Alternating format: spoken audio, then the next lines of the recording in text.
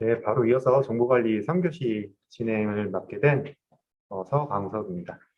바로 문제부터 설명드리면서 기출풀이 이어나가겠습니다. 첫 번째, 이제 배열 Q 문제가 나왔고, 여전히 알고리즘 문제가 계속 지속적으로 나오고 있고, 또한 이 Q 같은 경우는 지금 1교시에서 나왔던 선형 자료 구조, 비선형 자료 구조에 이제 선형 자료 구조에 속하는데, 이 자료 구조 관련한 문제에 이어서 같이 좀 나온 것 같습니다.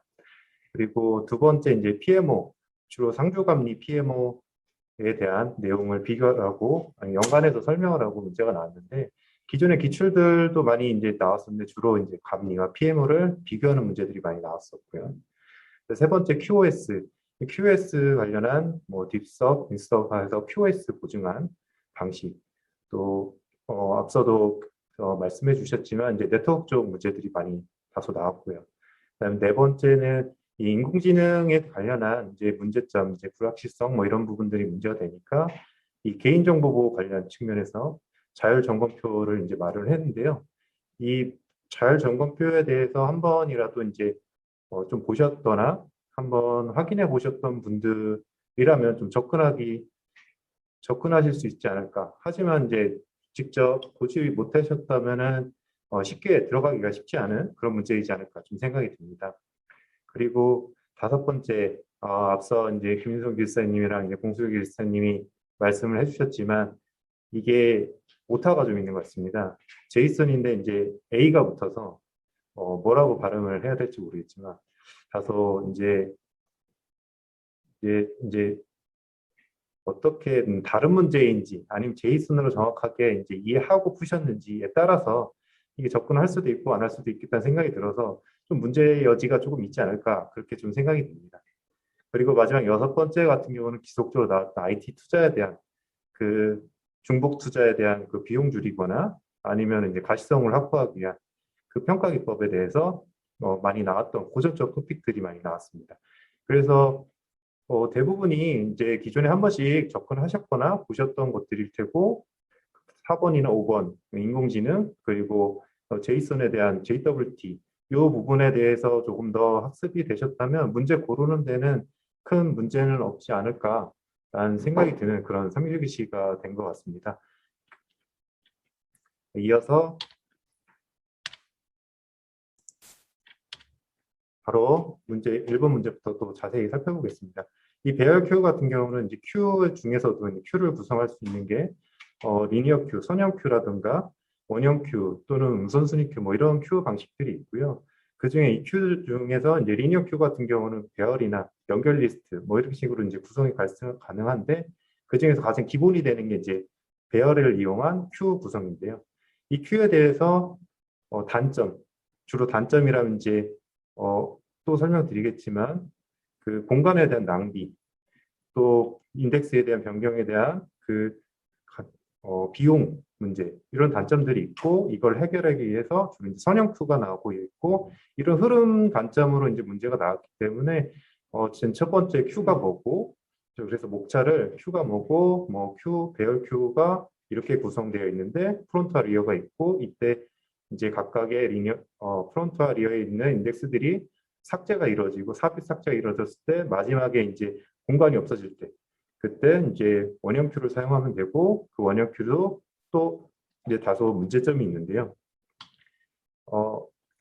먼저 이제 배열 큐 먼저 말씀드리면 지금 전체 배열 큐 같은 경우는 주로 기능들이 있고요. 인큐라든지 디큐 이런 부분이 있고 인큐 디큐 하면서 프론트와 리어가 각각 끝으로 이동하면서 공간을 더 이상 활용하지 못하는 현상이 있고 그래서 서로 간의 큐를 연결할 수 있는 원형 큐가 사용하면 그 문제를 해결할 수 있고 다만 지금 프론트와 리어가 마지막에 이제 만나는 경우가 있습니다. 마지막에 두 값이 프론트와 리어가 값이 같아지는 경우가 있는데 이 같아지는 경우가 아예 데이터가 없을 경우 또는 데이터가 꽉 찼을 때 풀일 경우에 이제 이런 문제가 발생하게 되는데 이런 문제에 대해서는 일부러 이제 원형 큐에서도 큐의 공간인 하나를 일부러 빼놓아서 그 공간을 통해서 이게 실제 empty인지 아니면 풀인지 하는 방식으로 이제 선형 큐까지 해결하는 그런 방식들이 있습니다. 그래서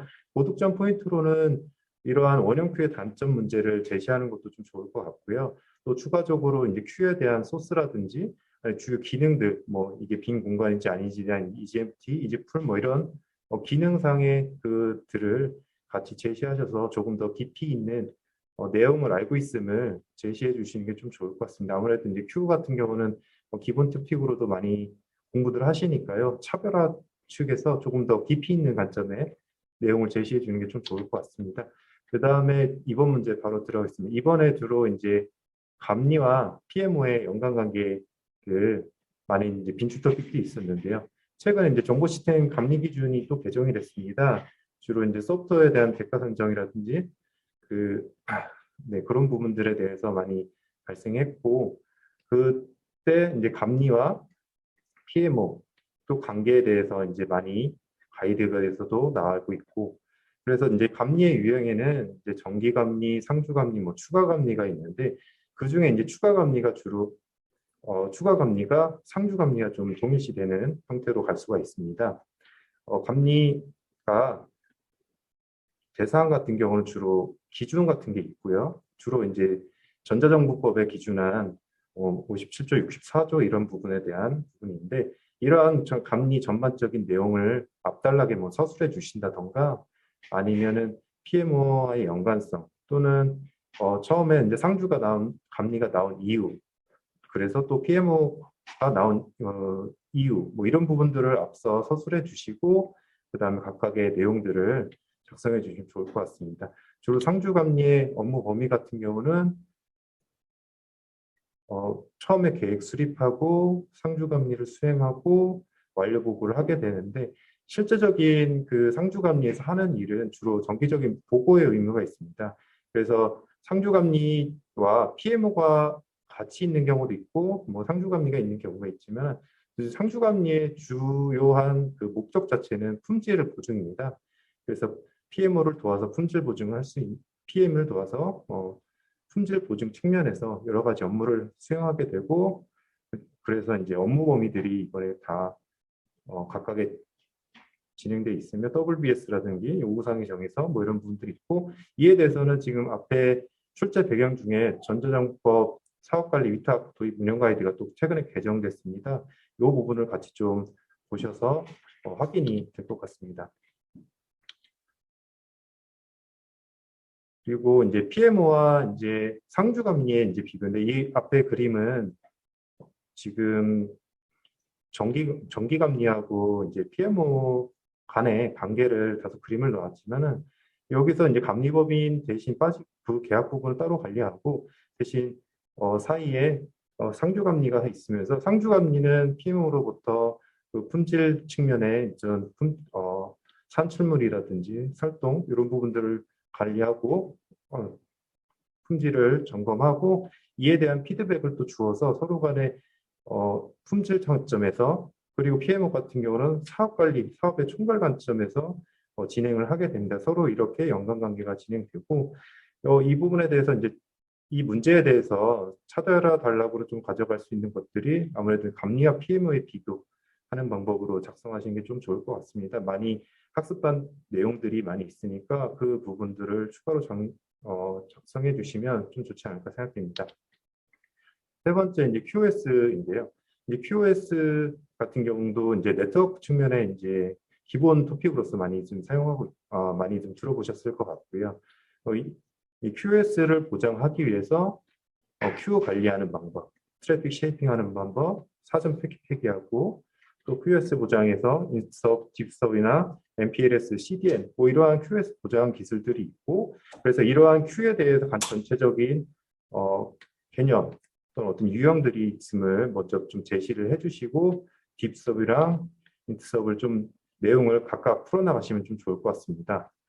인트 서버 같은 경우는 RSVP라고 해서 이제 주로 예약된 종단 간에 이제 예약된 선을 통해서 QoS를 보장하는 모델 방식이고 딥서 같은 경우는 DSCP라는 그 특별한 그 서비스 클래스별로 QoS를 나눠서 보장하겠다는 서비스 모델입니다. 이 부분에 대해서는 많은 분들이 좀 학습을 좀 자주 보셨던 토픽이 될 것 같습니다. 그래서 3단락이나 추가적으로 나실 때는 인터셉트에 이제 비교까지 같이 들어가시면 고득점에 좀 더 포인트가 주어지지 않을까 좀 생각이 됩니다.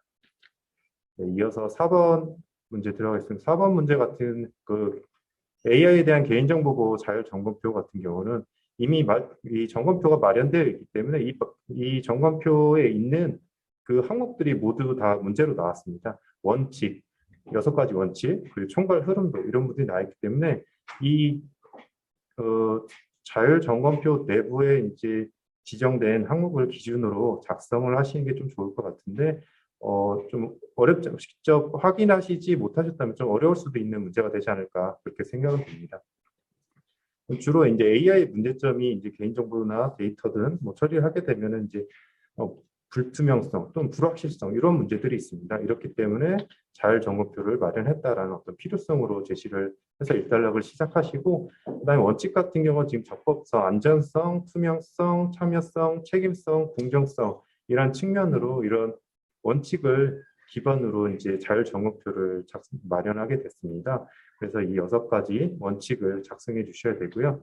네, 총괄 흐름도라 함은 이 각각의 그 단계별 여기서 제시하는 6단계별로 그 점검 항목 16개, 확인사항 54개에 대해서 지금 자율 점검표의 항목들이 있습니다. 그 전체 단계를 알고 있는지에 대한 문제도 제시되었고요.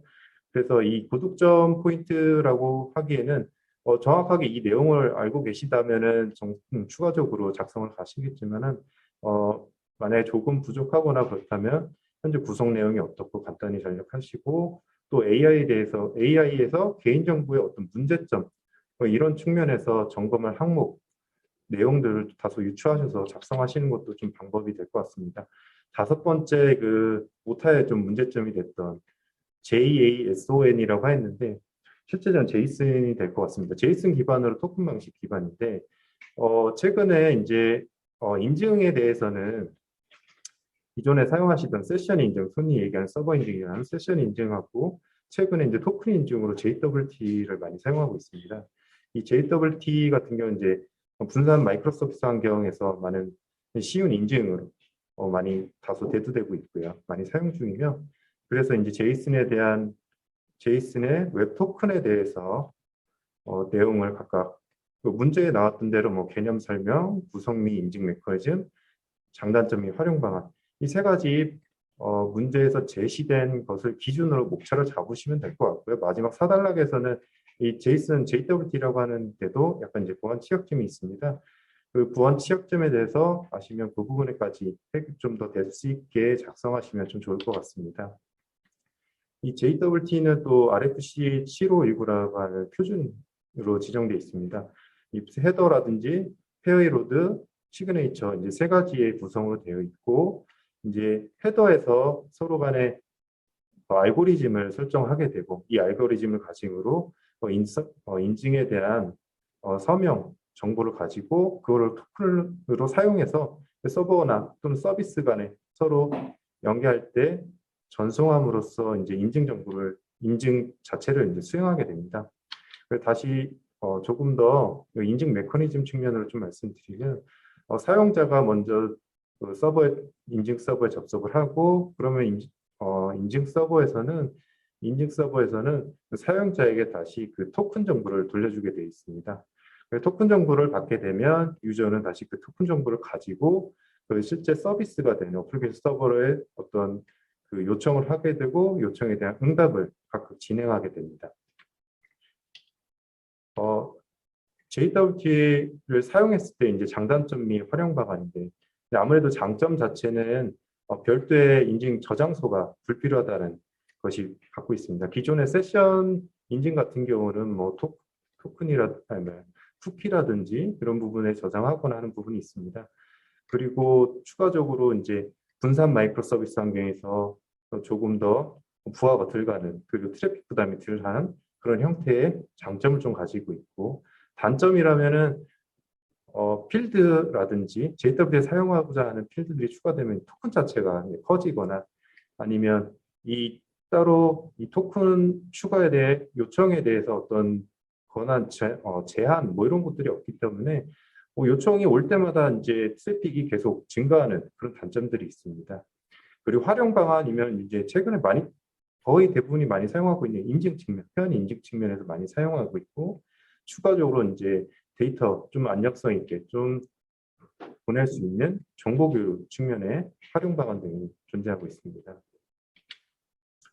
이 JWT 같은 경우는 처음에 서버 인증받아서 토큰을 받고 그 토큰을 통해서 지속적으로 원하는 요청을 취하게 되는데, 이게 유효 시간까지 내에서는 지속적으로 인증이 되다 보니까 그 중간에 이제 어떤 정보 유출이나 노출 측면에서 해킹이라든지 아니면 그 정보를 추출하는 케이스가 있다면 그 부분에 대해서는 방어를 위한 그런 보안적 취약점들이 존재하고 있습니다. 그래서 리프레시 토큰이라 해서 주기적으로 토큰 자체를 리프레시해주는 방법으로 이런 JWT의 보안 취약점을 좀 해결할 수가 있습니다. 이렇게 마지막 단락에서는 JWT의 문제점하고 같이 방안까지 제시해 주시면 좀 좋을 것 같습니다. 마지막으로 IT 투자 평가 기법에 대한 내용입니다. 주로 평가 항목, IT 투자 평가에 대해서는 지속적으로 그리고 고전적이고 많이 나오던 그런 토픽이 되겠습니다. 그래서 이 토픽에 대해서는 목차 자체는 이제 IT 투자 평가가 어떻게 이루어지는지 어떤 흐름적인 측면을 제시해 주는 것도 하나의 방법이 될 것 같고요. 그다음에 두 번째로 이제 각각의 평가 항목, 주로 많이 나오는 정량적, 정상적 평가 항목. 그다음에 세 번째는 이제 BSC가 직접 나왔는데 BSC 간의 스트레치 맵까지 같이 설명해 주시고, 마지막에는 투자 관리에 대한 어떤 효과, 보통 얘기하는 이제 가시성이라든지 중복 투자 방지라든지 이런 부분에 대한 효과 측면까지 좀 제시해 줘도 될 것 같습니다. 그래서 이제 기획, 투자, 구축, 업무 운영 효과, 경영 성과 이렇게 단계들이 진행될 때 각각의 이제 투자 지표, 품질 지표, 이용 지표, 효과 지표에 대한 그 피드백까지 이루어지면서 전체 IT 투자 평가가 이루어지고, 이 중에 투자 평가 중에 그 구분 자체를 지금 거꾸로 해놨는데요. 정량적 평가라든지 정성적 평가로 이렇게 나눠서 평가 항목을 지정하고 평가를 할 수 있게 됩니다. 주로 많이 보셨던 정량적 평가 항목에서는 비용 편익 비율이라든지 순현재 가치, IRR, DP, TCO, EVA 이런 부분들이 많이 있고요. 정량적 측면의 평가 항목 같은 경우는 밸류 체인이라든지 BCG 매트릭스, 인포메이션 측면의 IO라든지 이런 부분들이 같이 좀 있습니다. 이 부분에 대해서 보다 이제 많이 학습하시고 좀 고전적 토픽이지만 그래도 많이 보셨을 것 같습니다. 그 부분들을 이제 작성해 주시면 될 것 같고요. 그 다음에 이제 BSC 전략 맵에 대해서는 재고 내역이 있습니다. 그래서 재무적 관점, 고객 관점, 프로세스 관점, 학습 관점에서 이제 제시해 주시는데, 문제에서 제시한 그 고객에 대한 딜리버리 좀 감소, 그때 고객 만족 관점으로 내용을 작성하셔서 또 강조를 하셔서 진행하시면 좋을 것 같습니다. 네, 이상으로 3교시 풀이를 마치도록 하겠습니다. 감사합니다.